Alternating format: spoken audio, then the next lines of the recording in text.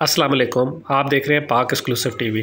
क़ायद आज़म रहमतुल्लाह अलैह और पाकिस्तान का जो ताल्लुक़ है वो हर पाकिस्तानी को पता है। क़ायद आज़म रहमतुल्लाह अलैह ने सारी ज़िंदगी पाकिस्तान के लिए जद्दोजहद की और पाकिस्तान बनाया। उनके इंतकाल के बाद उनका मज़ार कराची के शहर के सेंटर में बनाया गया और आज तो ये बिल्कुल ही दूर दूर से आप देखते हैं तो नज़र आता है कि ये मज़ार जो है ये पाकिस्तान की शनाख्त है, कराची की शनाख्त है।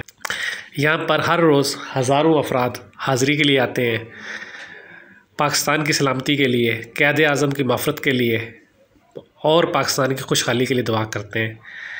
यहाँ पर एक म्यूज़ियम भी है जहाँ पर क़ायद आज़म की इस्तेमाल की चीज़ें मौजूद हैं और ये ख़ूबसूरत पार्क जो है ये भी हर रोज़ हज़ारों लोगों को खुश आमदीद कहता है और लोग आते हैं अपनी फ़ैमिली के साथ यहाँ तफरीक करते हैं।